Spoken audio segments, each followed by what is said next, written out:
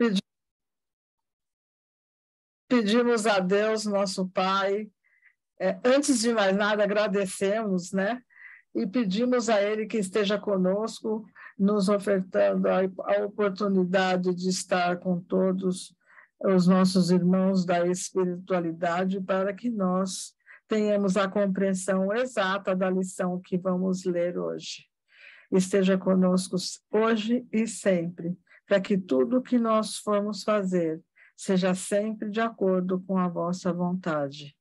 Muito obrigado por esta oportunidade. Pai nosso que estais no céu, santificado seja o vosso nome. Venha a nós o vosso reino, seja feita a vossa vontade, assim na terra como no céu. O pão nosso de cada dia nos dai hoje. Perdoa, Senhor, as nossas dívidas, assim como nós perdoamos os nossos devedores. E não nos deixeis cair em tentações, mas livra-nos, Senhor, de todo mal. Que assim seja, e graças a Deus.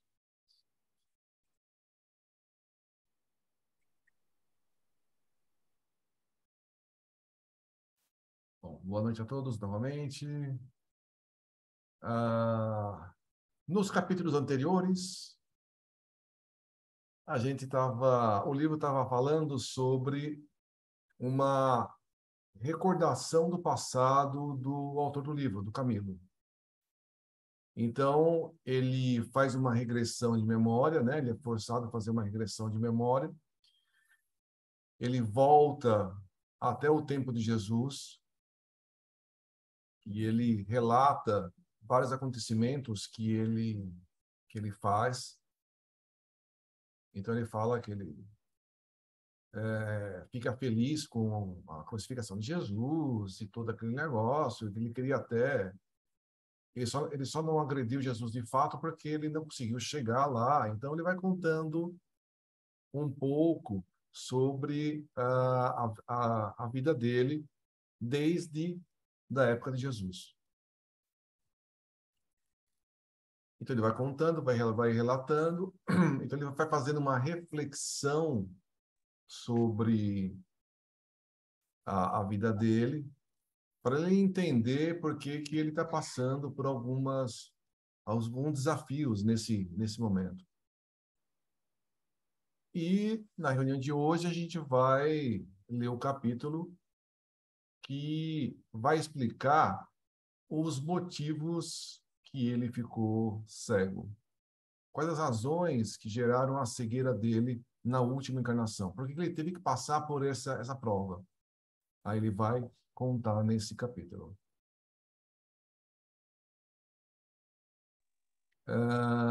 Quem gostaria de fazer a leitura hoje? A Ângela abriu o Evangelho no capítulo... Vamos ver se eu consigo falar. 18. 18. Muitos os chamados e poucos os escolhidos. Tá bom. Já percebi que você não E tem é a dinheiro. lição no item 15. Tá bom. Já ficou claro. Melhoras, Ângela.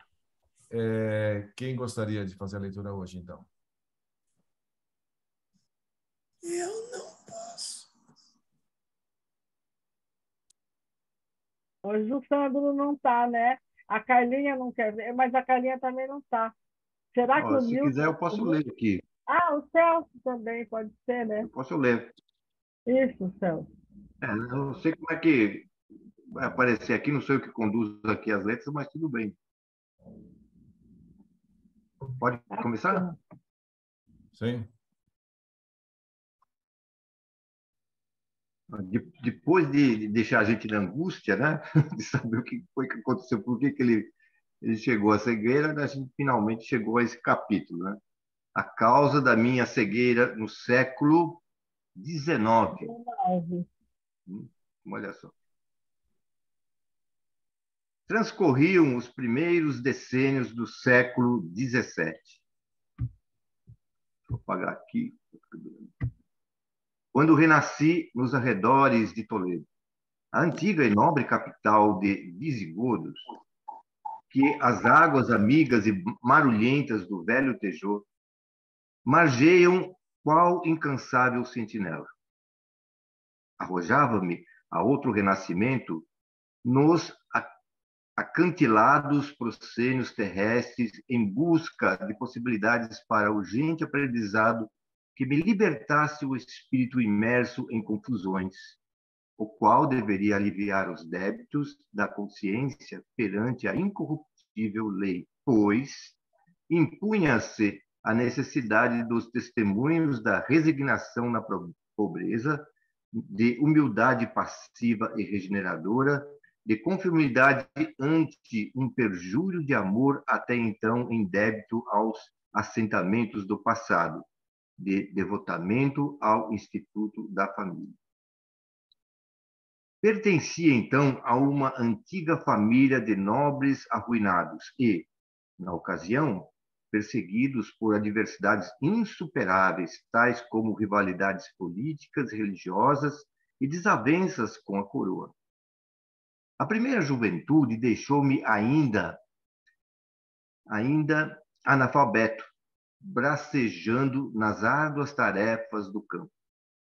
Apacentava ovelhas, arava a terra qual miserável tributário, repartindo-me em múltiplos afazeres sob o olhar severo do meu pai, rude fidalgo provinciano, a quem desmedido orgulho religioso, inspirado nos ideais da reforma, fizera cair em desgraça no conceito do soberano, suspeitado que fora de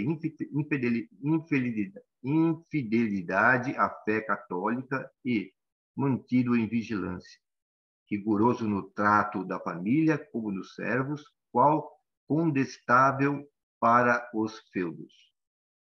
Os rígidos deveres que me atinham à frente das responsabilidades agrárias, porém, mais ainda atiçavam em meu imo a nostalgia singular que desalentava meu caráter, pois, no recesso de minha alma, tumultuavam ambições vertiginosas, descabidas em um jovem nas minhas penosas condições.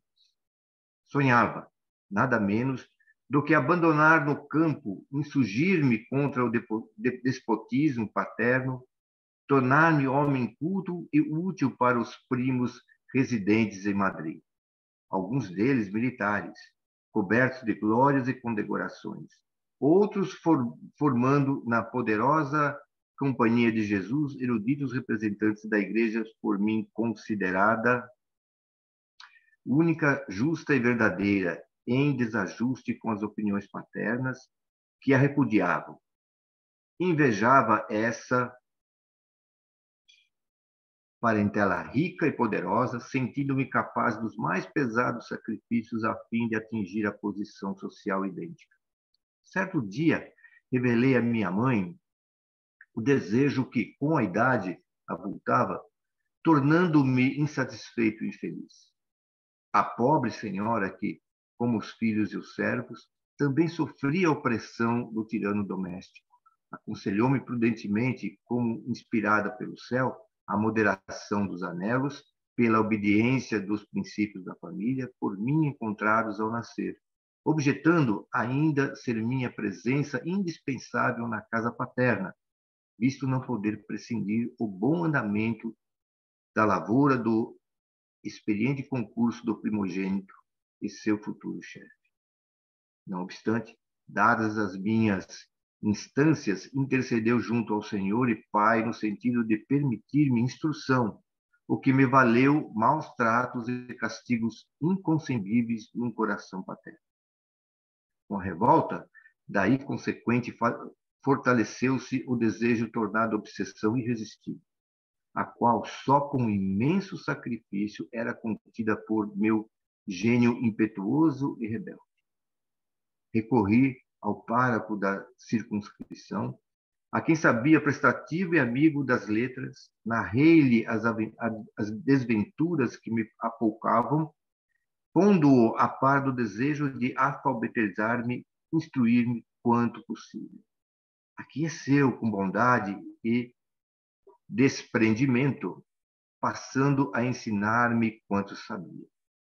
E, porque se tratasse de homem culto, intelectualmente avantajado, sorvi os longos haustos das lições que caritativamente a mim concedia, demonstrando sempre tanta lucidez e boa vontade que o digno professor mais ainda se esmerava, encantado com as possibilidades intelectuais deparadas no aluno. A meu pedido, porém, e compreendendo com alto espírito de colaboração as razões por mim apresentadas, minha família não foi posta ao corrente de tal acontecimento. Minha frequência à casa paroquial passou a ser interpretada como auxílio à paróquia, no âmago da terra, favor que meu pai não ousava negar, temeroso de represálias e delações. Um dia, depois de muito tempo passado em martirizar a mente à procura de solução para o que considerava eu a minha desventura, surgiu as cogitações desesperadas das minhas ambições, a infeliz ideia de fazer-me sacerdote. Seria, pensei, meio seguro e fácil de chegar aos fins de que me enamorava. Não se tratava, certamente, de honrosa vocação para os ideais divinos, como não se cogitava de servir às causas do bem e da justiça através de um apostolado eficiente, pois que nas manifestações de religiosidade que a mim e a minha mãe impeliam, não entravam a... Agora perdi. Não entrava... Onde é que eu parei aqui? Vera crença em Deus. Isso. Não entravam vera crença em Deus, nem o respeito devido às suas leis. Expus ao pároco, meu antigo mestre, o intento considerado louvável por minhas pretensiosas ambições. Para surpresa minha, no entanto, aconselhou-me bondosa e dignamente a evitar cometer o sacrilégio de me prevalecer da sombra santificadora do divino Cordeiro, para servir às paixões pessoais, que me inquietavam o coração, entenebrecendo-me o senso, pois percebia muito bem, por ver a descoberto o meu caráter, que nenhuma verdadeira inclinação me induzia ao delicado mistério. O Evangelho do Senhor, meu filho, rematou certa vez após um dos prudentes discursos em que costumava expor as graves responsabilidades que pensam sobre a consciência de um sacerdote. Deverá ser servido com inflamado amor ao bem, renúncias continuadas durante as quais havemos de muitas vezes morrer para nós mesmos, como para o mundo e suas paixões, com trabalho sempre ativo, incansável, renovador, a benefício alheio e para a glória da verdade, e que se destaque por legítima honestidade e espírito de independência e cooperação, sem nenhum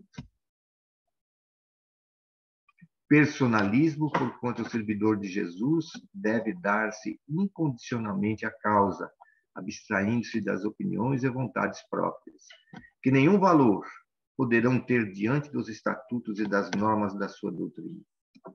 É caminho áspero, semeado de urzes e percalços de ininterruptos testemunhos, sobre o qual o peregrino derramará lágrimas e se ferirá continuadamente ao contato de desgostos cruciantes.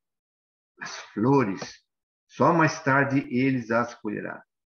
Quando puder apresentar ao excelso Senhor da vinha os preciosos talentos confiados ao seu zelo de servo obediente e prestimoso. Quem quiser vir após mim, foi ele próprio que sentenciou, renuncie a si mesmo, tome a sua cruz e siga. Fora daí, meu filho, fora daí, meu caro filho, apenas servirá o ambicioso ao regalo das ambições pessoais, afastando-se do Senhor com as ações reprováveis, enquanto finge servir. Não tens vocações para renúncia que se impõe frente ao honroso desempenho. Deixa-te ficar tranquilamente, servindo ao próximo com boa vontade e como puderes, mesmo no seio da família, que não andarás mal.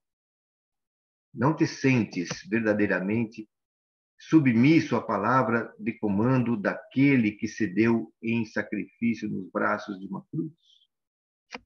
Não precipites, então, querendo arrostar responsabilidades tão grandiosas e pesadas que te poderão comprometer o futuro espiritual.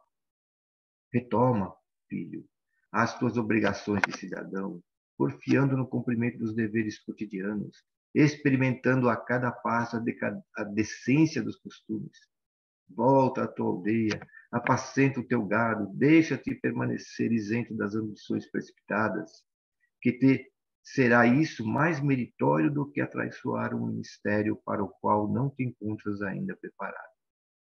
Ara cuidadosamente a terra amiga, zelando alegremente pelo torrão que te serviu de berço, e, espargindo em seu generoso seio as sementes pequeninas e fecundas, bem cedo compreenderás que Deus permanece contigo, porque verás suas bênçãos sempre renovadas nos frutos saborosos dos teus pomares, nas espigas loiras do trigo que alimentará a família toda, no leite criador que robusterá o corpo dos teus filhos.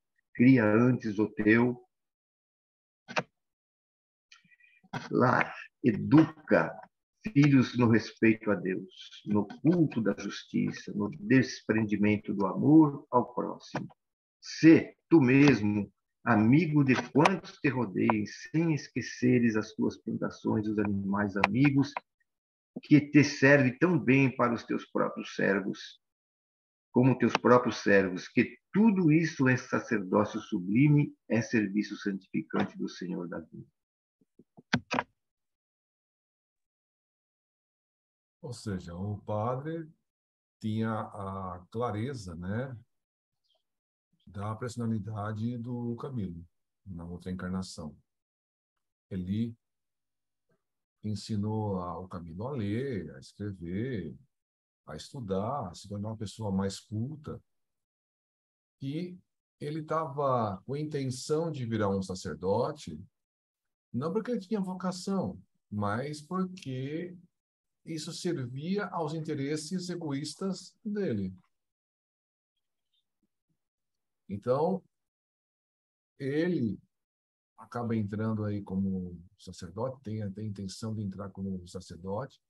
Como a gente sabe na história, muitos sacerdotes sem a mínima vocação para servir.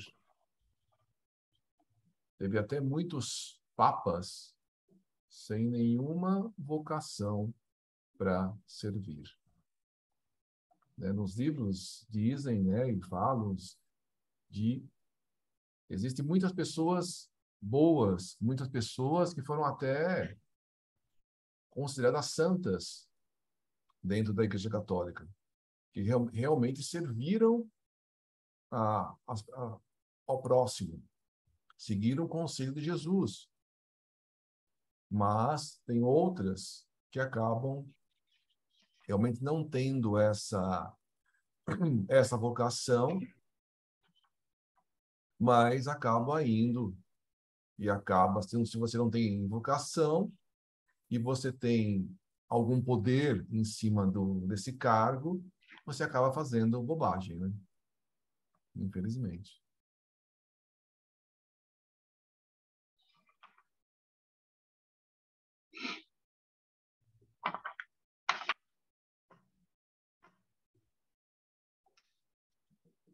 A ideia dos esponsais substituiu com rapidez as antigas aspirações, impressionando-me os conselhos do digno servo do Evangelho, que me calaram fortemente. Afoito e apaixonado, entreguei-me ao nobre anelo com grandes arrebatamentos do coração, passando a preparar-me satisfeito com a sua consecução. Dada, porém, a situação melindrosa em que me colocara na casa paterna, desarmonizado com o gênio do meu genitor, e a pobreza desconcertante que me tolhia as ações, mantive em segredo os projetos de consórcio elaborados carinhosamente pelo coração, que perdidamente se enamorara. Dentre as numerosas moissolas que alindavam a nossa aldeia com a graça dos atrativos pessoais e as prendas morais que lhes eram recomendações inesquecíveis, destaquei uma, sobrinha da minha mãe, a qual havia muito admirava, sem contudo ousar externar sequer a mim mesmo os ardores que me avivavam o peito ao avistá-la e com ela falar. Chamava-se Maria Magda. Era esbelta, linda, corada, com as longas tranças negras e perfumadas que lhe iam à cinta, e belo par de olhos lânguidos e sedutores. Como eu, era filha de nobres arruinados, com a vantagem única de ter adquirido boa educação doméstica e mesmo social, graças à boa compreensão dos seus pais. Passei a requestá-la com ardor, muito enamorado desde o início do romance, tal como seria lógico em um caráter violento e rebelde. Senti-me correspondido, não suspeitando que somente a solidão de uma aldeia isolada entre os arrebaldes tristes de Toledo, onde escasseava rapaziada galante, criara oportunidade por meus sonhos considerados irresistíveis.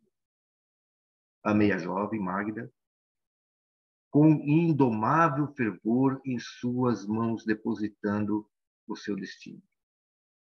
De bom grado ter-me-ia para sempre refugiado na lenitude de um lar honradamente constituído, pondo em prática os ditames do generoso conselheiro.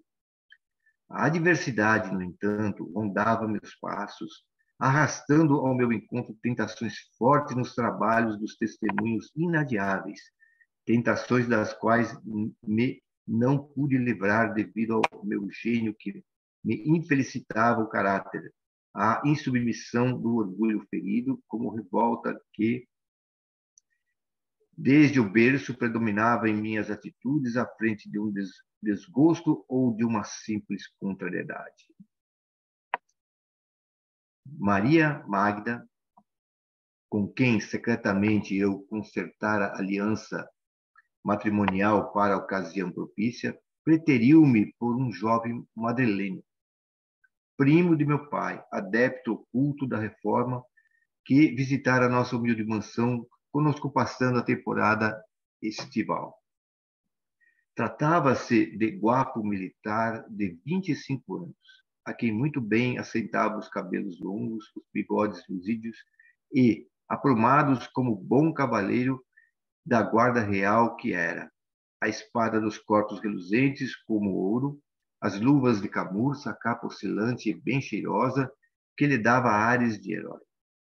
Chamava-se Jacinto de Ornelas e Ruiz.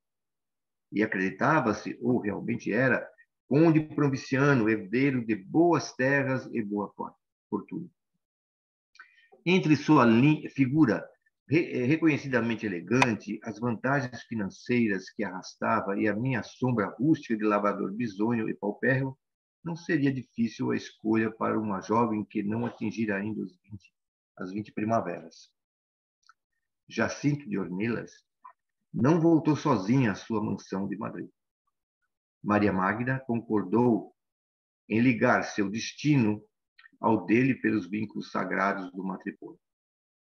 Deixando a aldeia, afastando-se para sempre de mim, risonha e feliz, prevalecendo-se pela traição infligida aos meus sentimentos de dignidade, do segredo dos nossos projetos, porquanto nossos pais tudo ignoravam ao nosso respeito, enquanto eu, humilhado, o coração a sangrar insuportáveis torturas morais, tive, desde então, o futuro irremediavelmente comprometido para aquela existência, falindo nos motivos para que reencarnei, olvidando conselhos e advertências de abnegados amigos, em vista da inconformidade e da revolta que eram o apanágio da minha personalidade. Jurei ódio eterno a ambos. Rancoroso e despeitado, desejei-lhes toda a sorte de desgraças, enquanto projetos de vingança compeliam minha mente a sugestões costumazes de maldade, tornando-me a existência num inferno sem bálsamos, num deserto de esperanças. Minha aldeia tornou-se-me odiosa. Por toda parte por onde transitasse, era como se defrontasse a imagem graciosa de Magda, com as suas tranças negras balouçando ao longo do corpo. A saudade, inconsolável, apulcava-me o ser, humilhando-me profundamente. Envergonhava-me ante a população local pela traição de que fora vítima. Supunha-me ridicularizado, apontado por antigos companheiros de fogueiros, acreditando girar o meu nome em torno dos comentários chistosos, pois muitos havia que descobriram o meu segredo. Perdi a atração pelo trabalho. O campo se me tornou intolerável, por humilhar-me ante a recordação do faceiro aspecto do rival que me arrebatara os sonhos de noivado. Em vão, compassivos amigos aconselharam-me a escolher outra companheira a fim de associá-la ao meu destino, advertindo-me de que o fato que tão profundamente me atingira seria coisa vulgar na vida de qualquer homem menos rigoroso e irascível. Ardente e exageradamente sentimental, porém, aboli o matrimônio de minhas aspirações, encerrando no coração revoltado a saudade do curto romance que me tornara desditoso. Então, sussurraram novamente ao meu raciocínio as antigas tendências para o sacerdócio. Acolhi-as agora com alvoroço, disposto a me não deixar embair pelas cantilenas, fosse de quem fosse, encontrando grande serenidade e reconforto à ideia de servir à igreja, enquanto levasse a progredir minha humílima condição social. Não seria certamente difícil. Se recursos financeiros escasseavam, havia um nome respeitável e parentes bem vistos que me não negariam auxílio para a realização do grande intento. Escorei-me ainda na impetuosa esperança de vencer, de ser alguém, de subir fosse o que for, meio que fosse, contando que ultrapassasse Jacinto na sociedade e no poder, fazendo curvar-se diante de mim, ao mesmo tempo em que de qualquer modo humilhasse Maria Magda, obrigando-a a preocupar-se comigo, ainda que apenas para me odiar. A morte de meu venerando genitor simplificou a realização dos meus novos projetos. Afastei as razões apresentadas por minha mãe, tendentes a me deterem na direção da propriedade, substituindo o braço forte que separa. Inquietação insopitável desvairara meus dias.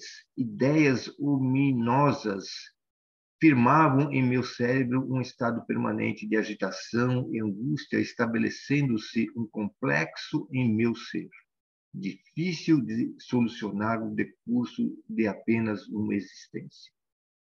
Seguidamente presa aos pesadelos alucinatórios, sonhava, noites a fio, que meu velho pai, assim outros amigos falecidos, voltavam do túmulo a fim de me aconselhar e a deter-me na pretensão adotada com vistas ao futuro, preferindo o consórcio honesto com alguma de minhas companheiras de infância, pois era esse o caminho mais digno para facultar-me tranquilidade de consciência e ventura certa.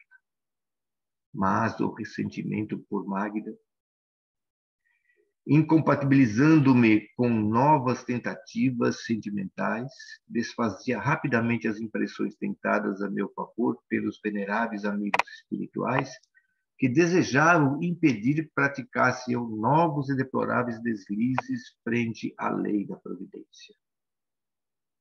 Fiz-me sacerdote com grande facilidade.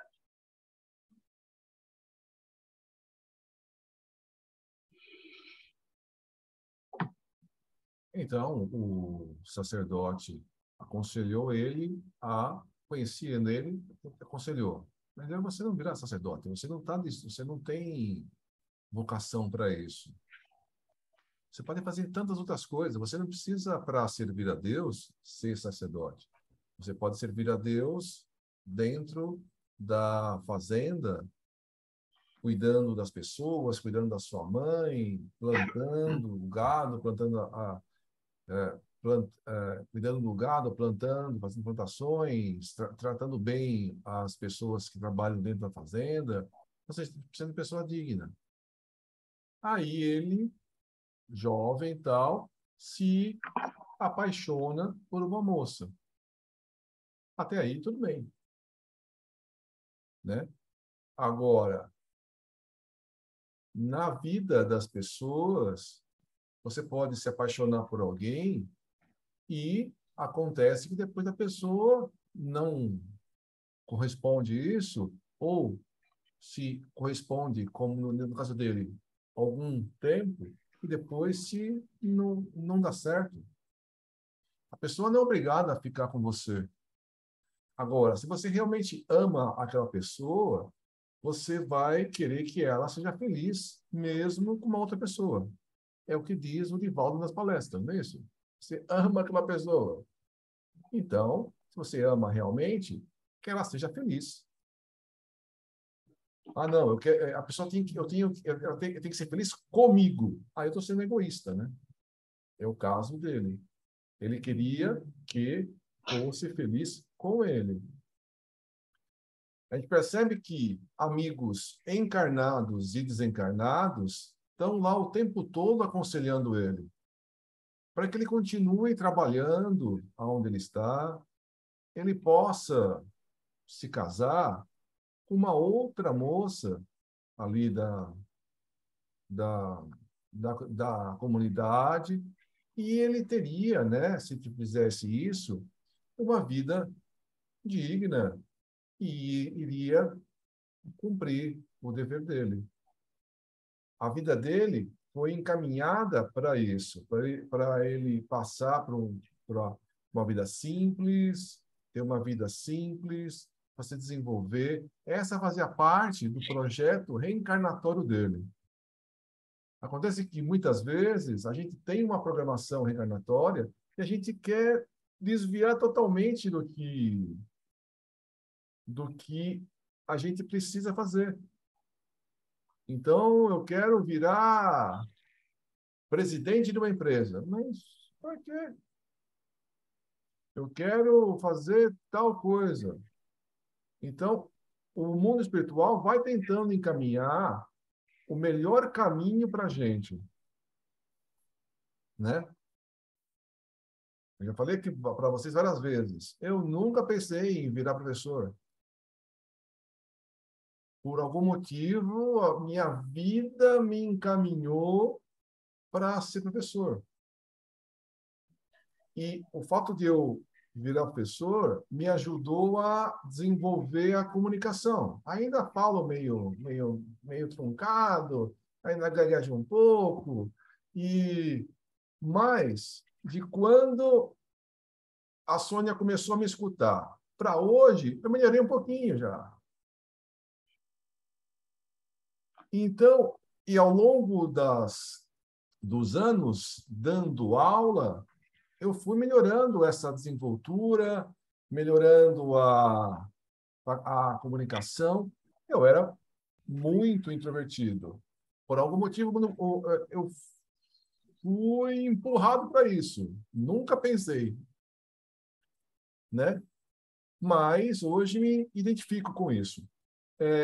Mas, às vezes, a gente quer insistir e acaba sofrendo porque a gente insiste num caminho que não deveria ser o nosso, né? Por exemplo, digamos que eu insistisse, eu quero ser um pianista ou um cantor. Ah, imagina, um cantor. Eu sou tão desafinado quanto a minha mãe. Não ia dar nunca certo eu ganhar vida com um cantor. Então, eu posso treinar, eu posso cantar no banheiro, mas trabalhar profissionalmente como cantor ou músico, eu posso até estudar música, mas viver da música já é outra coisa, né? Eu posso estudar música e a música ajuda todo mundo a... O pessoal fala que a música ajuda a desenvolver o cérebro das pessoas, principalmente a música clássica, né? Então, eu poderia ter estudado música para desenvolver outras habilidades. Mas talvez nessa vida eu não conseguisse ganhar a vida disso. Talvez, se eu insistisse nisso, eu tivesse uma situação pior. Já que eu estou indo num caminho que eu não tenho vocação. Posso virar um grande músico um dia? Posso. Talvez daqui umas 10 vidas. Mas posso. E aí ele insiste num caminho, né, de ódio e de rancor, de mágoa. Então, o objetivo dele é se vingar. Ele quer virar sacerdote para perseguir a Mágida e o esposo dela. É o único objetivo dele. E, infelizmente, ele consegue virar sacerdote com facilidade. Eu lembro também da Joana de Ângeles, que falou uma frase assim, que ficou muito marcada, muita gente utiliza essa frase, né? Que uma planta tem que florir no lugar que ela foi plantada.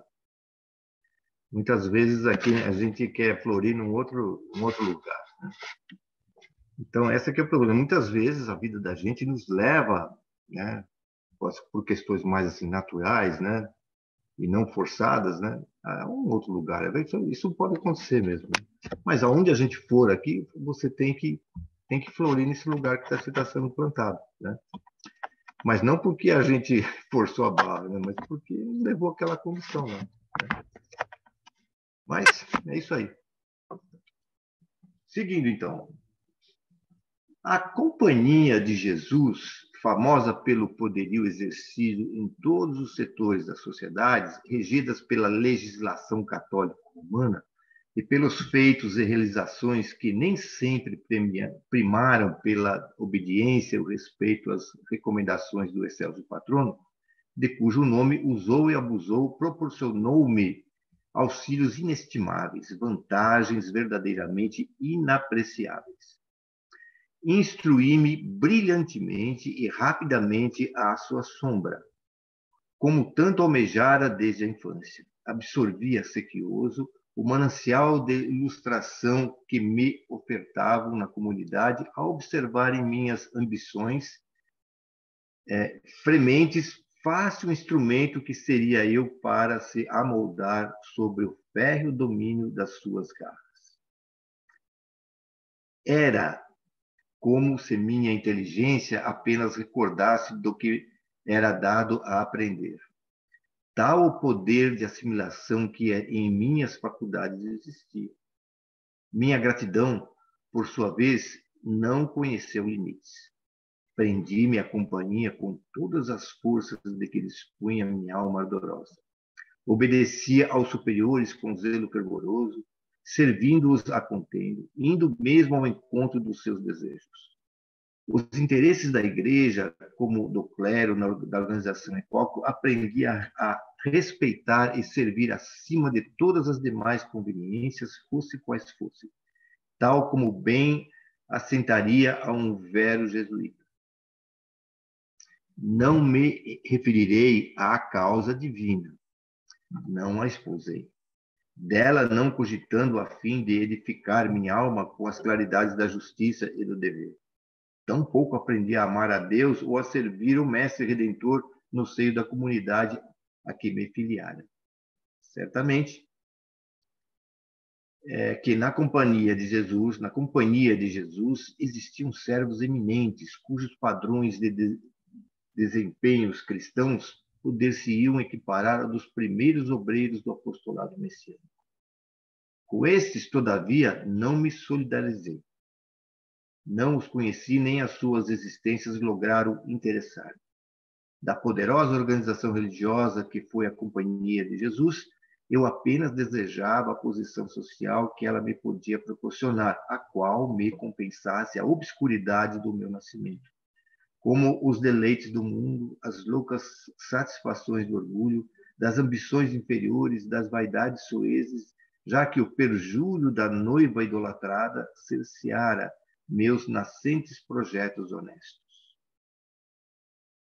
Assim sendo, isto é, a fim de todo esse detestável cabedal lograr adquirir, servi com zelos frenéticos às leis da Inquisição. Persegui, denunciei, caluniei, intriguei, menti, condenei, torturei, matei. Denunciaria meu próprio pai tal a demência de que de mim se apossara, levando-o ao tribunal como agente da reforma, se, protegido pela misericórdia celeste, não tivesse ele entregado antes a alma ao Criador. Não o fazia, porém, propriamente com requintes de maldade. Meu intento era servir aos superiores, engrandecer a causa da companhia, provar com dedicação imorredora a incondicional a gratidão que me avassalara a alma apaixonada pelo amparo que me haviam dispensado. Fui, eu mesmo, vítima da mesma instituição, porque, reconhecendo-me submisso, penhorado pelos favores recebidos, exploravam os chefes maiorais tais sentimentos, induzindo-me à prática de crimes abomináveis, certos da minha impossibilidade de ter gestação. Se, ao vez desta, eu optasse por alguma comunidade franciscana, ter-me-ia certamente educado, transformando-me numa alma de crente incapaz de práticas danosas. Pelo menos, ter-me-ia habituado à honradez dos costumes, ao respeito do nome do Criador, ao interesse pelas desgraças alheias, pensando em remediá-las. A companhia de Jesus, no entanto, malgrado o nome excelso do qual se valeu a fim de inspirar-me, converteu-me em réprobo, uma vez que me aliciei justamente ao departamento político-social, que tantos abusos cometeu no seio das sociedades em nome da religião. Durante muito tempo esqueci aqueles que me haviam atraiçoado. Não os procurei, não me importou o destino que tinham tomado. A verdade é que se transferiram para a Holanda, onde Jacinto Orneira se incumbira de certa missão militar. Mas um dia, o acaso me pôs novamente na presença deles. Haviam já passado 15 longos anos que sua execrada visita à mansão de meus pais convertera meu coração sentimental em fornalha de ódios. Os deveres profissionais que o tinham afastado da pátria agora o faziam retornar, gozando de excelente conceito até mesmo nas antecâmeras reais, desfrutando invejável posição social. Ao vê-lo, obrigado a apertar-lhe a mão em certa cerimônia religiosa, fi-lo como a um estranho, sentindo, não obstante, que o coração fremia em meu peito enquanto a antiga rivalidade, as doridas angústias experimentadas do passado fervilhavam, tumultuosas à sua vista, prevenindo-me de que seu sentimento de amor por Maria Magna desaparecera, sufocando-me na vergonha do perjúrio indigno. No entanto, a chaga aberta então sangrava ainda, clamando por desfolgas e represálias. Procurei observar a vida de tão odiado varão, seus passos de adepto da reforma, seu passado como seu presente, o que fazia, o que pretendia, como vivia, o grau de harmonia existente no lar doméstico e até as particularidades de sua existência, graças ao experimentado corpo de espiões que me ficava às ordens. Como bom agente do Santo Ofício, que era eu, Jacinto de Ornelas, era feliz com a esposa e amava-os terna e fielmente. Tinham filhos, os quais procuravam educar nos preceitos da boa moral. Maria Magna, dama formosa e cortejada, que se impunha na sociedade por virtudes inatacáveis, apresentava a beleza altiva e digna das suas 33 primaveras. E, desorientado, enlouquecido por 1000 projetos nefastos e degradantes, Ao vê-la pela primeira vez, depois de tantos anos de ausência, senti que não a esquecera como a princípio supusera, que a amava ainda para a desventura de todos nós. A antiga paixão, a custo sopitada pelo tempo, irrompeu porventura ainda mais ardente desde que comecei a vê-la novamente. Todas as semanas, praticando ofícios religiosos numa das igrejas de nossa diocese, como boa católica que desejava parecer, a fim de ocultar as verdadeiras inclinações reformistas que animavam a família toda. Desejei atraí-la e cativar, agora as atenções amorosas negadas outrora, e sob a pressão de tal intento, visitei-a oferecendo préstimos e me desfazendo em amabilidades. Não o consegui, todavia, não obstante as visitas se sucederem. Recrudesceu ao meu seio o furor sentimental, compreendendo-me totalmente esquecido, tal como a erupção inesperada e violenta de vulcão adormecido desde séculos. Tentei cativá-la ternamente, rojando-me em 1000 atitudes servis, apaixonadas e humilhantes. Resistiu-me com dignidade, provando absoluto desinteresse pelo afeto que lhe depunha aos pés, como também pelas vantagens sociais que eu lhe poderia fornecer. Experimentei suborná-la, levando-a a compreender o poder de que dispunha, a força que o hábito da companhia me proporcionava no mundo todo, o acervo de favores que lhe poderia prestar e ao marido, até mesmo garantias para exercer a sua fé religiosa, pois eu saberia protegê-los contra as repressões da lei, desde que concordassem em aquecer aos meus ansiosos projetos de amor. Repeliu-me, no entanto, sem compaixão, sem temor, escudada na mais santificante fidelidade conjugal, por mim apreciada até então, deixando-me, aliás, convencido de que mais do que nunca se escancarara supremo abismo entre nossos destinos que eu tanto fizeram unidos para sempre. Ora, Jacinto de Ornelas e Ruiz, que fora conhecedor da paixão que me infelicitara a existência, agora, vendo-me assediar-lhe o lar com atitudes amistosas, percebeu facilmente a natureza dos intentos que me animavam. Eu, aliás, não procurava dissimulá-los. Agia, ao contrário disso, acintosamente, dado que a pessoa de um jesuíta e ainda mais oficial do Santo Ofício era inviolável para um leigo, posto ao corrente dos fatos pela própria esposa, que junto dele procurava forças e conselhos a fim de resistir às minhas insidiosas propostas, encheu-se de temor, desacreditado dos laços de parentesco, e, concertando entendimentos e resoluções com os seus superiores, preparou-se a fim de deixar Madrid, buscando refúgio no estrangeiro para si próprio como para a família. Descobriu, porém, a tempo. Viver sem Magda era tortura que já me não seria possível suportar. Eu quisera antes tornar-me desgraçado, ainda que desprezado por ela, com um descaso porventura mais chocante, quisera mesmo ser odiado com todas as forças do seu coração, mas que, se tivesse ao alcance dos meus olhos, que a visse frequentemente, que a soubesse junto de mim, embora que em verdade separados estivéssemos por duras e irremediáveis impossibilidades. Desesperado, pois, desejando o inatingível por qualquer preço, denunciei Jacinto de Ornelas como huguenote ao Tribunal do Santo Ofício, pensando livrar-me dele para melhor apossar-me da esposa.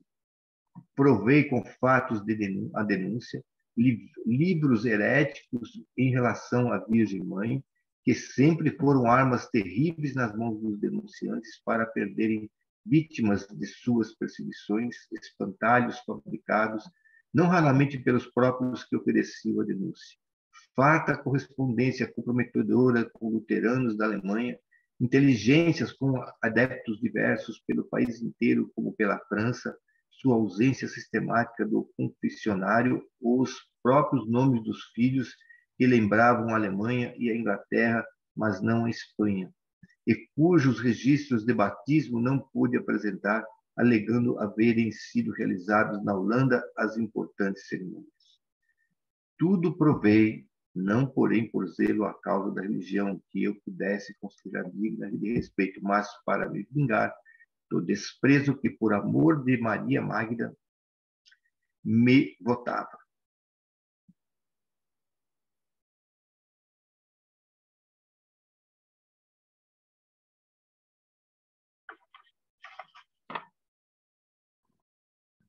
Huguenote. O que é huguenote? Sônia, o que é huguenote, Sônia?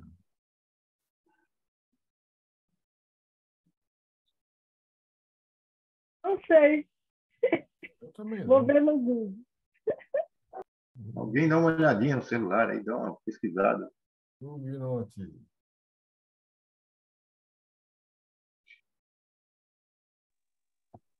Reformista da Igreja Alemã. Oi? Eles seguiam. Eles não eram católicos.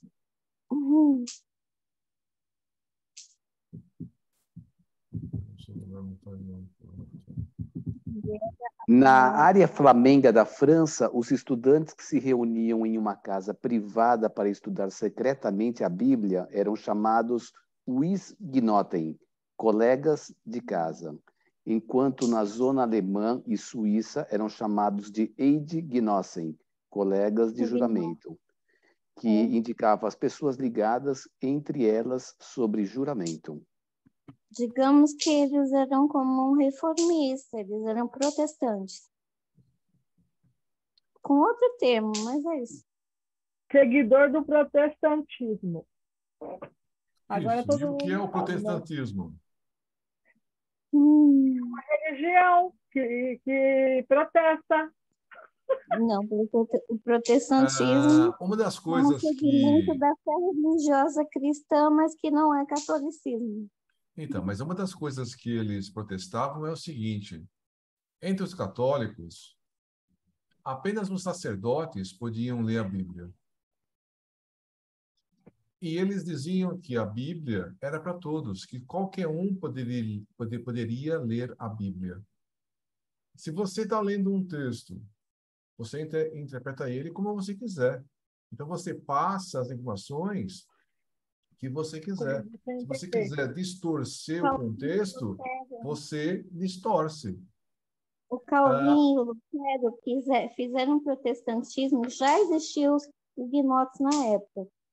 Eles fizeram não no intuito de ter liberdade religiosa, mas de ter liberdade financeira. Porque eles tinham que pagar dinheiro por cada pecado praticado. E todo mundo... Então tinha vários motivos. Então, a liberdade financeira, você não podia ler a Bíblia, então, a partir dos protestantes, e você se juntava, você se reunia para poder discutir, conversar sobre a Bíblia. Isso é salutar. Então, o protestantismo foi uma evolução frente ao catolicismo, né? Tudo bem, tinha outros interesses, mas é realmente importante você ler, né? Não só deixar o outro ler e dizer o que ele entende, mesmo que ele seja uma pessoa estudada, né? Porque essa é a ideia, né? Que só os sacerdotes tinham conhecimento suficiente para poder estudar e entender a Bíblia. Então, É que naquela época... Então ele acabou, né, na Inquisição, muita gente foi acusada por vários motivos. Às vezes, como aqui, criados. Ou eles pegavam algumas coisas que eles faziam e distorciam e interpretavam e arrumavam Eles prova para forjavam condenar a provas. pessoa.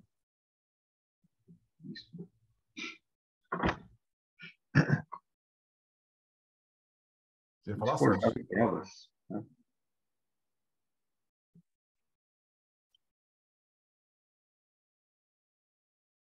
é que naquela época, próximo, a Igreja Católica era poder absoluto, era, como é que é?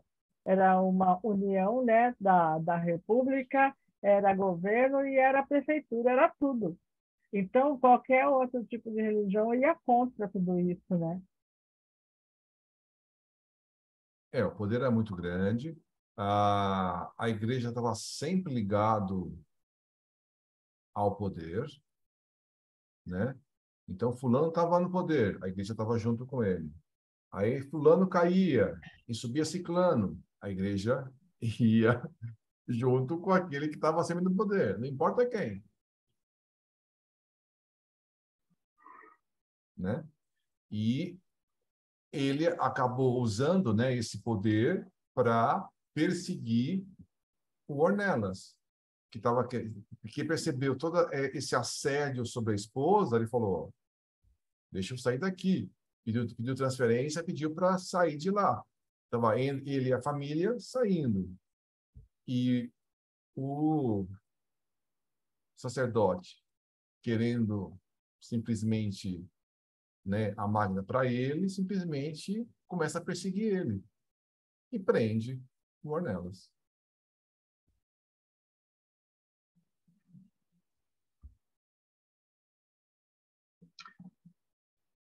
Uma vez preso e processado, Jacinto foi-me entregue por ordem dos meus superiores, os quais me não puderam negar a primeira solicitação que, no gênero, eu lhes fazia, dados os bons serviços por mim prestados à instituição. Conservei-o, desde então, no segredo de masmorra infecta, onde o desgraçado passou a suportar longas séries de martirizantes privações, de angústias e sofrimentos indescritíveis, por inconcebíveis à mentalidade do homem odierno, educado sobre os auspícios de democracias que, embora bastante imperfeitas ainda, não podem permitir compreensão exata da aplicação das leis férreas e absurdas do passado. Nele, cevei a revolta que me extorcia o coração, em que me sentindo preterido pela mulher amada em seu favor. Meu despeito inconsolável e o ciúme nefasto que me alucinara desde tantos anos inspiraram-me gêneros de torturas ferazes, as quais eu aplicava possuído de demoníaco prazer, recordando as faces rosadas de Maria Magna, que eu não beijara jamais, as tranças ondulantes cujo perfume não fora eu que aspirara, os braços cariciosos e lindos que a outro que não eu, que a ele haviam ternamente prendido de encontro ao coração.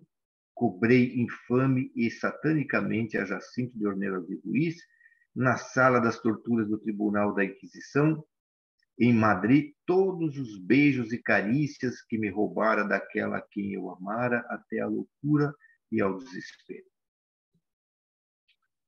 Fiz que lhe arrancassem as unhas e os dentes. Ai, que dor! Que lhe fraturassem os dedos e deslocassem os pulsos. Que lhe queimassem a sola dos pés até chagá-las. Mas, lentamente, pacientemente, com lâminas aquecidas sobre as brasas que lhe açoitassem as carnes, retalhando-as, e tudo a pretexto de salvá-la do inferno por haver anatematizado, obrigando-o a confissões de supostas conspirações contra a igreja, sobre cujo nome me acobertei para a prática das belezas. Presa de enlouquecedoras inquietações, Magda procurou. Suplicou-me por entre lágrimas, trégua e compaixão. Lembrou-me sua qualidade de parente próximo, como a qualidade de Jacinto, também parente. Os dias longínquos da infância encantadora, desfrutados no doce convívio campestre entre as alegrias do lar doméstico, protegido ambos pela intimidade de quase irmãos. Cínico e cruel, respondi-lhe interrogando se fora pensando em todos aqueles detalhes inefáveis de nossa juventude que consigo mesmo, ou certamente com Jacinto, consertar a traição abominável que me infligira. Falou-me dos filhos, que ficariam à mercê de duríssimas consequências com o pai acusado pelo Santo Ofício, e ainda mais, se viesse ele a morrer em vista do encarceramento prolongado, concluindo por suplicar, banhada de pranto, a vida e a liberdade do marido, como também a minha proteção, a fim de se refugiarem na Inglaterra.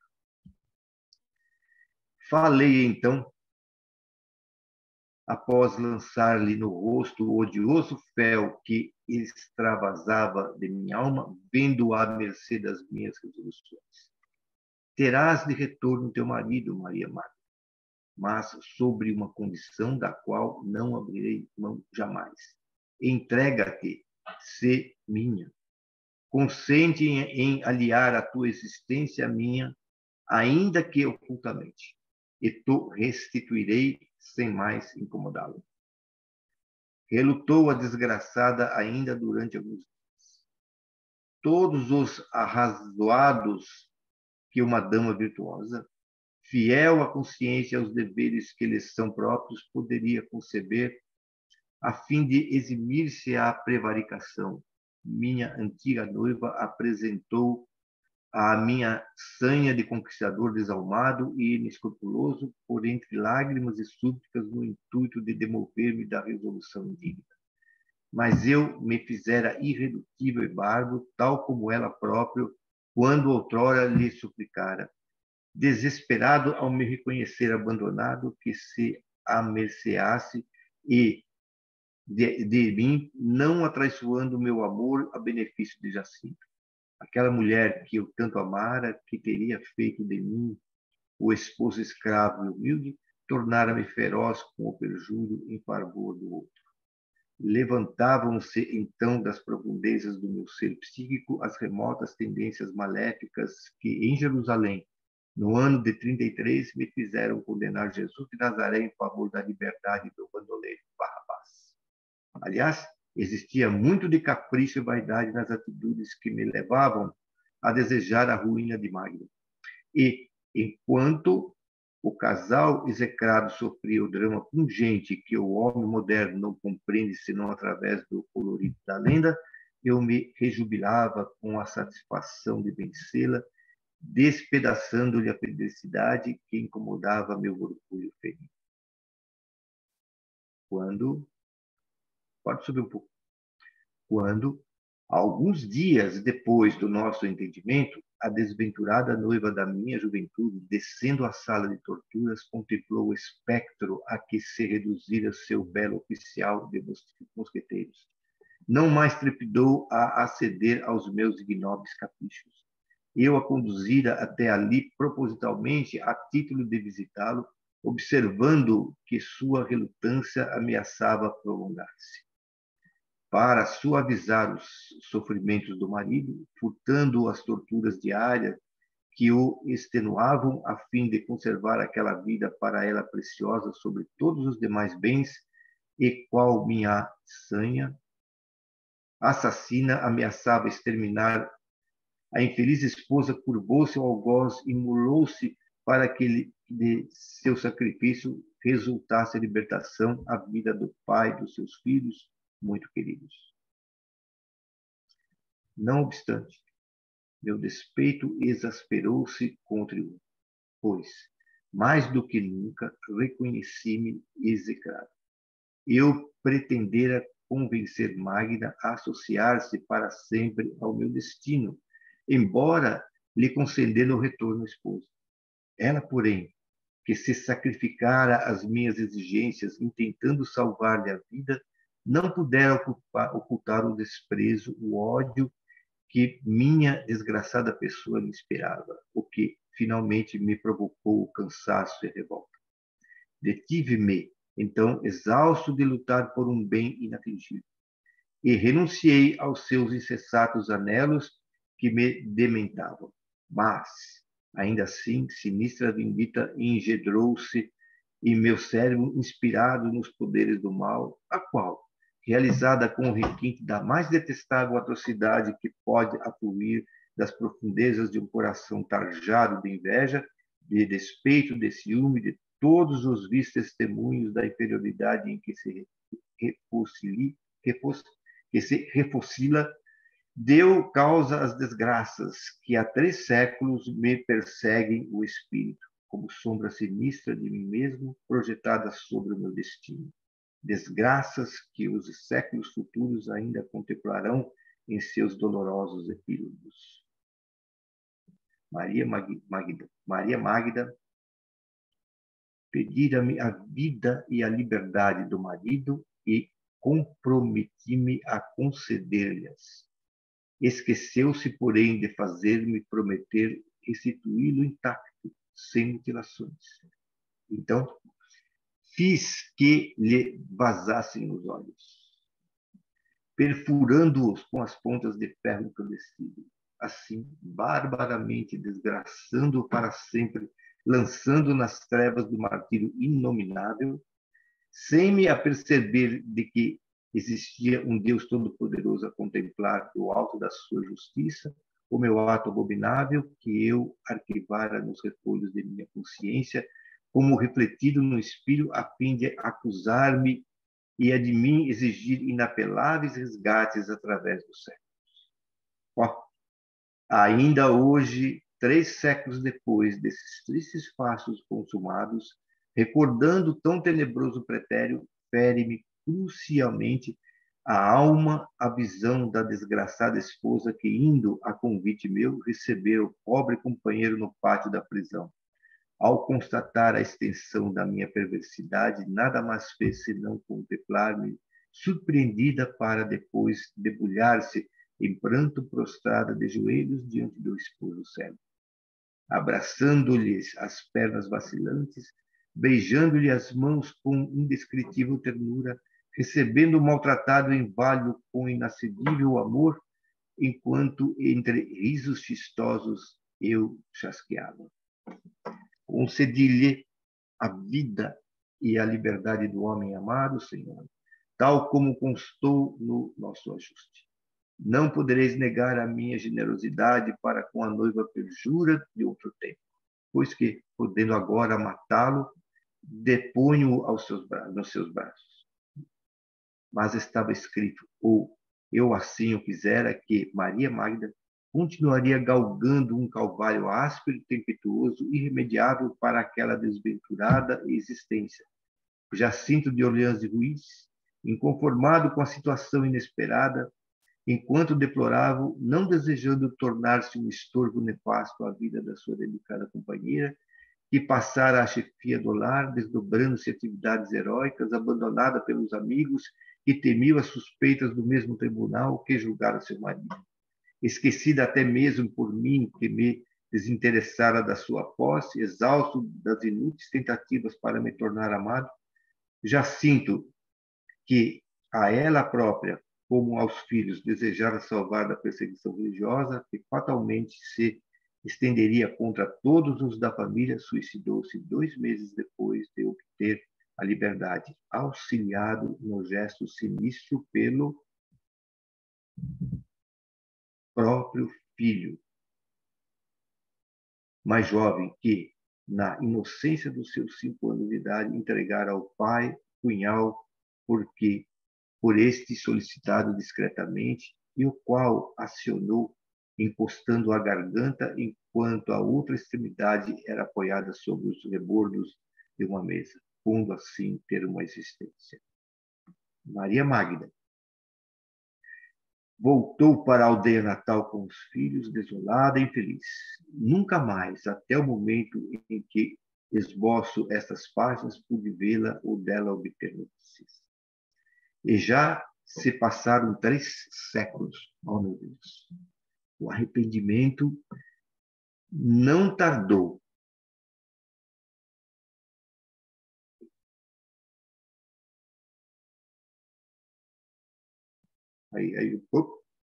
O arrependimento não tardou a iniciar vigorosa reação em meu amesquinhado ser. Nunca mais, desde então, logrei tranquilidade sequer para conciliar o sono, Indescritível estado de superexcitação nervosa trazia-me invariavelmente atordoado e surpreendido, fazendo-me reconhecer a imagem de Jacinto de Ornelas. Martirizado e cego, por toda parte onde me encontrasse, tal se houvera estampado em minhas retentivas indelevelmente. Posso mesmo asseverar que meu desejo de emenda teve início no momento justo em que, entregando Jacinto a sua mulher, a esta vi prostrar-se diante dele, cobrindo-lhe as mãos de ósculos e de lágrima, como a testemunhar no ápice do infortúnio não sei que sentimento sublime de amor e compaixão que eu não estava à altura de compreender. Desse momento em diante, procurei evitar cumprir as tenebrosas ordens dos meus superiores, o que, lentamente me induzindo à inobservância dos deveres à minha guarda confiados, me fez cair das boas graças em que até então vivia e, mais tarde, me levou ao cárcere perpétuo. Da segunda metade, pois, do século XVII, até agora entrei a espiar, quer na terra, como homem, ou no invisível, como espírito, os crimes e perversidades cometidos sob a tutela do Santo Ofício. Arrependimento sincero, e que eu vos garanto, meus amigos, existir inspirando todos os meus atos a me encorajar a enfrentar situações de todos os matizes do infortúnio, contando que, de minha consciência se apagar, venha a nódoa vexatória de me ter prevalecido do nome augusto do divino crucificado para a prática de ações criminosas. Narrar o que tem sido tais lutas até hoje, as lágrimas que me têm escaldado a alma repesa e desolada, as insólitas investidas dos remorsos torturantes impostas pela consciência exacerbada. A série, enfim, dos acontecimentos dramáticos que desde então me perseguem. Seria tarefa cansativa, horripilante mesmo, à qual me não exporei. E necessários se fariam, aliás, alguns volumes especiais para cada etapa. Até que, na segunda metade do século XIX, eu me preparei, só então, para a última fase das expiações inalienáveis a seguir. Cumpria-me perder, de qualquer modo, a vista, impossibilitar-me, por esta forma, de garantir a subsistência à prova, privar-me do trabalho honroso, a fim de aceitar o auxílio tanto mais vexatório e humilhante para o desmedido orgulho que ainda não pude exterminar do meu caráter rebelde, quanto mais compassivo eterno fosse. Desbaratar ideais, desejos, ambições, contemplando ao mesmo tempo ruírem fragorosamente meus valores morais e intelectuais, minha posição social, para aceitar a escuridão inaterável dos meus olhos apagados para sempre. Mas também me cumpria fazê-lo resignado e dignamente, testemunhando pesares pelas selvagens ações contra o rival de outrora, como atestando respeito e provando íntimas homenagens àquele mesmo Jesus, cuja memória fora por mim ultrajada tantas vezes. Todos vós sabeis da fraqueza que me assaltou ao reconhecer-me cego. Não tive absolutamente forças para o terrível testemunho na hora culminante da minha reabilitação. A justiça imanente do Criador que nos deixa entregue às nossas próprias responsabilidades, a fim de que nos unamos ou nos glorifiquemos através do enredamento e sequência, fatídicos ou brilhantes das ações que cometemos pelo desenrolar das sucessivas existências. O mesmo horror de Jacinto de Ornelas sentiu pela cegueira, senti também eu, 3 séculos depois, ao perceber que perdera a luz dos olhos. As atormentações morais, as angústias, as humilhações insofríveis, o desespero inconsolável ao se ver à mercê das trevas e que levaram aquele desgraçado ao funesto erro do suicídio, também em meu ser se acumularam com a tão dominadora efervescência que lhe imitei o gesto, tornando-me em 1890 suicida como ele o fora em meados do século XVII. Isso tudo foi acontecido assim, certo, errado ou discutível, assim foi que aconteceu, e tal como foi é que me cumpriria relatar. Da tessitura deste enredo pavoroso, compreender-se-á que a suprema lei do Criador me imporia como expiação cometer um suicídio para sofrer-lhe as consequências? Absolutamente não. A suprema lei, cujos dispositivos se firmaram na supremacia do amor, da fraternidade, do bem, da justiça como do dever e de toda a esteira luminosa de suas gloriosas consequências, e que, ao mesmo tempo, previne contra todas as possibilidades de desarmonização e heterogeneidade com as suas sublimes vibrações, não estabeleceria como lei jamais a infração máxima por ela mesma condenada. O que se passou comigo foi, antes, o efeito lógico de uma causa por mim criada à rebeldia da lei soberana e harmoniosa que rege o universo. Com ela desarmonizada, enredando-me em complexos cada vez mais deprimentes através das escabrosidades perpetradas pelos sucessivos ligamentos das existências corporais. Fatalmente chegaria ao desastre máximo, tal o bloco de rocha que, se precipitando do alto da montanha, rola rápido e inapelavelmente até o fim do abismo. E a fatalidade é essa criação nossa, gerada de nossos erros e inconsequências através das idades e do tempo.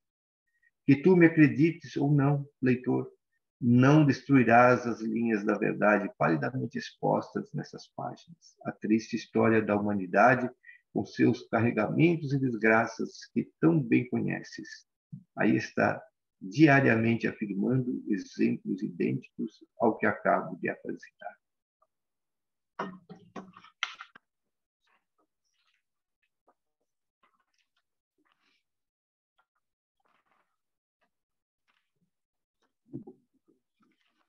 Então, Olha, eu acabo de eleger o Celso leitor oficial do nosso grupo. Muito bem, né? Muito bom. Muito obrigada. Quando você perder a rouquidão, você volta a falar também, porque... Então, aí você viu que ele como sacerdote, além de ele cegar, que foi um dos últimos atos, ele ainda torturou o Jacinto de várias formas. E então ele cometeu, aí depois que, né, ele entrega o esposo para Magda. E ele vê toda a devoção, aquele sentimento, aquele amor dela por ele, né? Ele não compreende, né? Porque ele realmente não ama a Magda. Ele tem um amor doente, um amor doentio pela moça. O amor entre o Jacinto e a Magda é realmente um amor mais verdadeiro, um amor realmente entre pessoas, né? Que se sacrificam pelo outro, que querem o bem do outro. E o amor que o sacerdote tem é um amor doente, né? Ele quer tudo para ele. E a gente percebe que Deus quer que a gente aprenda. Porque imagina se Deus fosse cobrar juros de tudo que o sacerdote fez. Ele ficou só cego. Ele teve uma vida razoável, foi escritor, né? Tinha uma certa fama e ficou cego. Se fosse para cobrar o que ele fez, ele teria sofrido muito mais. Mas você não tem que, com ferro fere, com ferro será ferido. Você não tem que receber tudo o que você fez. Você tem que aprender e passar, tem que com sofrimento e tal. Mas ele ia passando por uma coisa muito menor do que ele fez. E todos nós é assim, né? Deus não cobra juros dos nossos pecados, dos nossos erros. Senão a gente não ia pagar nunca. É que nem entrar na dívida de cartão de crédito. Você entra e não sai mais. Deus não é assim, né? Deus quer que você aprenda com as coisas e passe por alguma dificuldade para a gente aprender. O importante é o nosso aprendizado. E realmente ele ficou cego e tem um motivo muito claro para que ele tinha ficado cego. O nosso compromisso é com a lei, né? Não é com... Agora, a gente tem que passar pela expiação para a gente sentir aquilo que a gente provocou no outro, muitas vezes, justamente para aprender, como você falou. Mas a gente não precisa sofrer, é que nem lá a gente estava falando outro dia, a respeito do João Batista, né? Que ele foi degolado, né? Porque antes, em Elias, ele cortou o pescoço de muita gente lá, né? Mas ele não em todas as encarnações que ele fosse passar, ele teria que ser degolado, por causa de cada um que foi que ele degolou. Se ele degolou 50, ele vai em 50 carnes. Não é isso, né? Ele precisou de uma vez só para que ele sentisse aquilo que ele provocou no outro, que não deveria ter feito isso, né? Agora, na matemática, acho que da justiça divina e também da misericórdia, eu acho o seguinte: imagino que o importante é a gente aprender a lei, a observar a lei e nos conduzir perante ela, né? Ou até superá-la, né? Porque eu entendo que, por exemplo, Jesus está acima da lei, porque ele não precisa, ele já conhece muito bem a lei, né? E aí, nos níveis em que tal, o negócio deve ser mais complicado ainda para a gente entender aqui. Mas você imagina o seguinte: vamos supor que todos nós aqui, a gente avance e viremos e nos tornemos anjos, né? Tá certo? Anjo mora no céu, né? Só para ter mas trabalha no inferno, né? Quer dizer, ele tem que descer para ajudar as pessoas. Então, se eu produzir muitos erros na minha vida enquanto eu estava ainda numa condição de inferioridade, né? Vamos supor que eu prejudiquei muito, mas pela lei eu não sofri tudo quanto eu pratiquei. Quando anjo, eu vou ajudar muitos e muitos e vou continuar ajudando, embora tudo aquilo que eu desfiz eu estou refazendo, né? Então a questão é essa, é que o movimento da vida é trabalho, né? Mas é trabalho com Deus, com Jesus, com a lei, em você evoluir, ajudar a evolução, tudo isso, né? E aí a gente passa por um livro que é Memórias do Suicida, quer dizer, as memórias que o cara passou de uma experiência que ele passou. Imagina nós também, nós temos as nossas memórias, né? E essa experiência dele foi muito importante, porque, vamos falar a verdade, ele deve ter evoluído, né? Porque para escrever esse livro dessas condições e relatar tudo nessas condições, ele deve ter aprendido muito, né? Muito. Então, eu acho que com a ajuda da médium, tudo, dos outros espíritos, mas sem dúvida, né? Então, muito bacana mesmo esse rapaz. Mas quando eu estava lendo, mas você sabe, a hora que eu li lá que ele arrancou a unha, cortou o dedo, eu senti a dor, rapaz. Olha, e não senti a dor quando disse que furou o olho dele, mas quando arrancou a unha, mas eu senti uma dor, rapaz. Eu acho que porque eu já fiz isso. Eu já perdi unha com outras coisas aí. Nossa, mas doeu, viu? E aí, Sônia? Não vou perguntar nada para a Ângela, que a Ângela está boa. Não, esse confronto que o espírito sofre é dele com ele mesmo. Enquanto ele não entender e de se desculpar de tudo o que ele fez errado, entender o que ele fez errado e se desculpar, se perdoar, ele não evolui, ele não sai daquilo. Então, essas oportunidades de confronto que Deus permite é para isso, né? Para que ele mesmo resolva isso dentro dele. Porque enquanto ele não fizer isso, que tipo de vibração que ele pode oferecer para as outras pessoas? É difícil. Por mais que ele queira estar bem, Ele sabe que tem alguma coisa errada e que ele ainda não resolveu. E isso está dentro de nós. Cada um de nós temos que fazer esse tipo de reflexão. E às vezes nem sempre a gente consegue, porque nem sempre temos acesso a esse confronto. Esse confronto só acontece quando é permitido por Deus, né? E no caso, ele está tendo agora, né, fazendo essa explanação desse livro, eu acho que ele vai quitar, né? Vai quitar, ou já quitou, né? Tudo que ele fez, porque ele está se libertando de tudo, colocando para nós, né? Isso. Então ele coloca e se perdoa, eu acredito. Porque aí ele vai fazer muitas pessoas refletirem a respeito disso. É Sônia, um bom meio. É um bom Sônia, meio dele melhorar. Pois não, Queria fazer, pode falar. queria fazer uma pergunta para vocês. Uma ciência pergunta. não é consciência. Para ele provar que ele realmente aprendeu, numa próxima encarnação. Lá do plano espiritual, tá tudo ótimo. Todo mundo ali sabe tudo. Maravilha.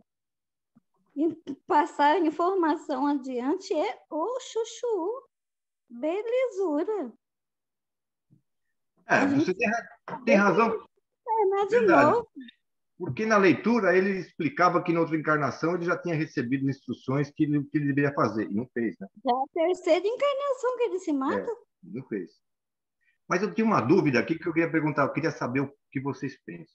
Não tem esse tal daí do, como é que é, o Jacinto de Orleans, aí, o rapaz que ele prejudicou, não é? Foi injustiça o que aconteceu com ele? Como assim? O rapaz que ele botou lá, no, lá na prisão e Tudo que judiou ele, ali. tudo que ele fez foi injustiça? Bom, Não, se foi permitido por Deus, algum problema também ele já tinha, né? De outra encarnação. não, mas eu pergunto, foi justiça ou não foi? O que você está perguntando se foi justiça? Eu não entendi. O rapaz foi sacrificado lá na prisão. Ele tiraram a unha dele, rasgaram, furaram a unha dele. Ali naquela hora, ele. Justiça ou não? Claro que não, né? O Se Não é fosse um ditado, caso isolado, não. Ele não teria. E mesmo se ele tivesse conhecimento de todas as atrocidades que esse Ornelas cometeu, jamais ele poderia tomar essa atitude. Mas ele não se valeu disso. Ele foi feita por vingança mesmo, né? E não sim. teve justiça nenhuma, foi pura vingança. Então quer dizer que o cara pegou, ele era inocente, botou lá na cadeia, fez tudo aquilo, e você está dizendo que não é injustiça? Não, é injustiça da parte da parte como é, esqueci o nome, do Cândido, é injustiça, É. sim. Claro, ele Pois não tinha nada, é o que eu disse. Mesmo que só tô colocando assim, ó, que nesse mundo, esse mundo aqui, se você vai ver o que acontece com todos nós, tem muitas injustiças, assim, e com ele foi a mesma coisa, foi injusto. O que não existe nesse mundo é injustiçados. Uhum. Se ele passou por aquilo lá espiritualmente, é porque ele também precisou passar Deus por isso. permitiu, claro, ele precisava também. Mas o que aconteceu com ele foi, quer dizer, foi uma injustiça. E quem produziu a injustiça tem que receber as consequências. Mas como ninguém sabe quem é o injustiçado, quem não é o injustiçado, não podemos julgar. Nesse caso aí, não há essa opção. Ele Essa está opção. errado. A partir do momento que ele fez o que está errado, todo mundo aqui tem consciência. O que ele fez foi errado. Acabou. O que eu quero dizer é que se um espírito não precisa passar por isso, Deus não permite.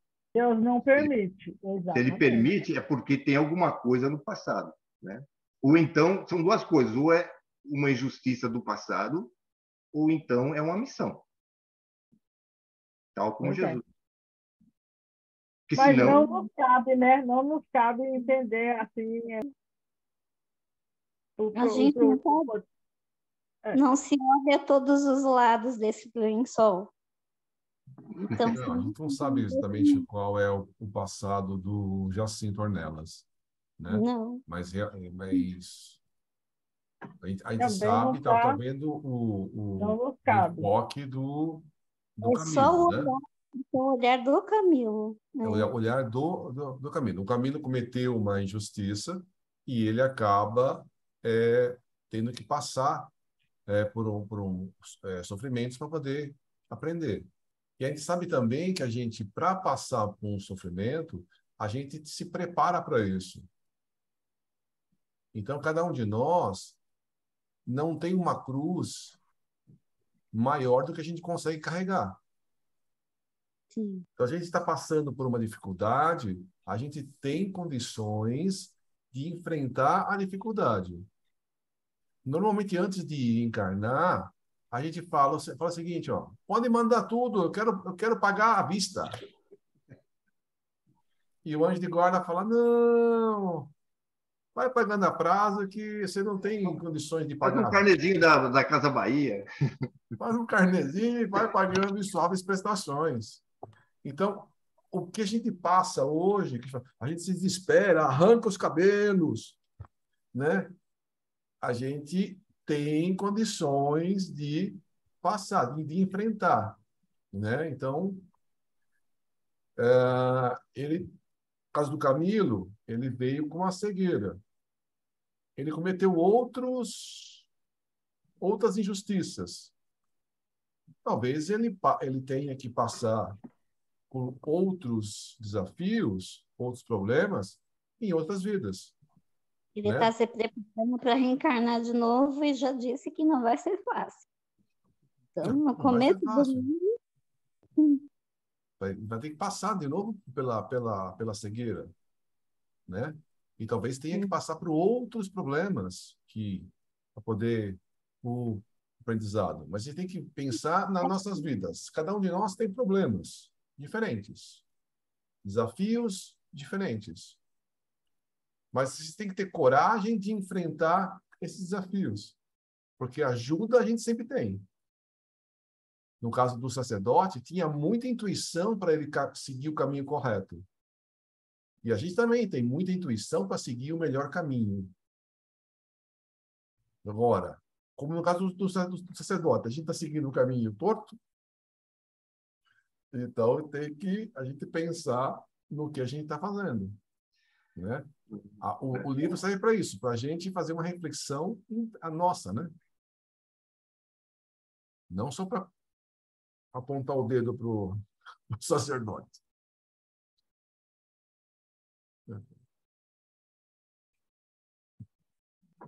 Certo? Certo. A Ângela não quer fazer a prece de encerramento, então a Ana quer fazer. Então, Ana, pode fazer a prece de encerramento, Ana. Você tá louca de vontade de fazer? Tá bom.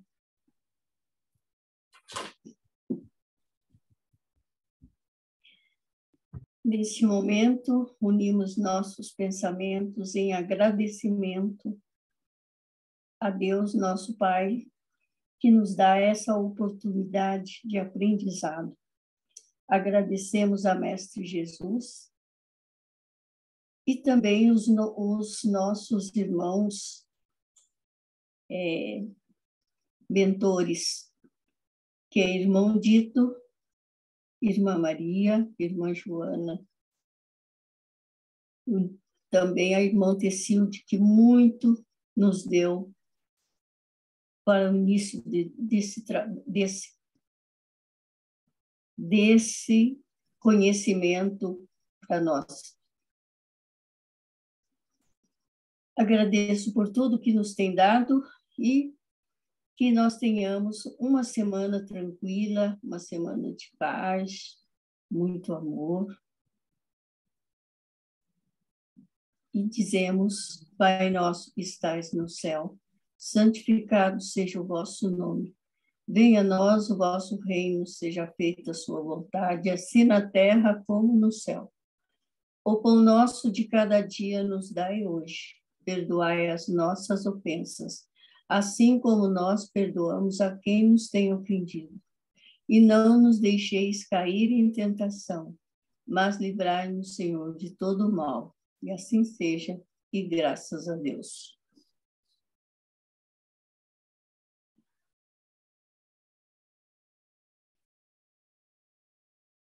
Roberto, quer falar uma boa evidência?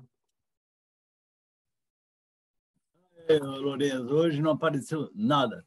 Acho que eu prestei tanta atenção aí do começo ao fim aí que eu não vi nada. Então hoje não apareceu, mas obrigado. Então, boa noite a todos. Às Boa vezes noite. o fato nos impressiona que a gente não consegue, né, distrair a mente para outra coisa. Boa noite, pessoal. Boa noite. Tchau, Ana. Tchau, Celso. Tchau, tchau. Boa noite. Um beijo na Cleide. Mando sim. Beijo. Oi, Carlinha. Tchau, Lorenzo. Oi, Andressa. Chazinho de limão, Ângela, ajuda. Tchau, tchau. Chazinho de limão, nega.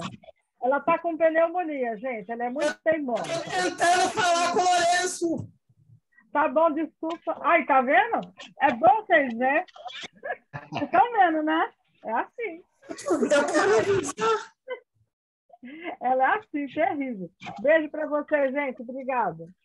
Eu quero avisar que eu vou para o Boituva amanhã. Vai. Eu vou passar pelo médico cardiologista lá em Boituva.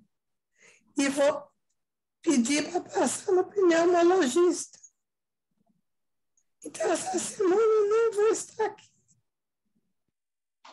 Não sei que vai ser a próxima, mas eu te aviso. Tá bom? Tá bom? Eu aviso você, Milton. Tá bem. A pneumo, eu aviso você. Tá, bom, mas amanhã de segura. manhã nós ainda nos falamos. Tá bom? Qualquer coisa, ó, digita. Gente, pode deixar. Vai dando notícia, Ângela. Vai dando notícia para nós. Tá? Não, tá bom. Orando por você, tá? Tem que se Ângela, cuidar porque Deus, é muito Ângela. perigoso. Deus.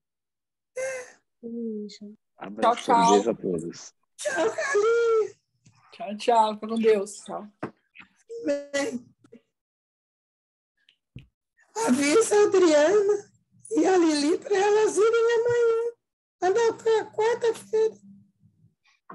Porque acho que a Sônia também não vai conseguir ir. Não sei. Mas fala para a Adriana aí. Tá bom. Tchau. Se Tchau, cuida. tchau. Tchau.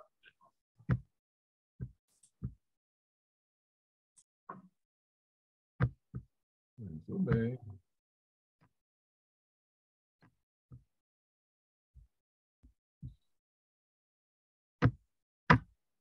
Tchau, Sassão. Tchau. Um abraço.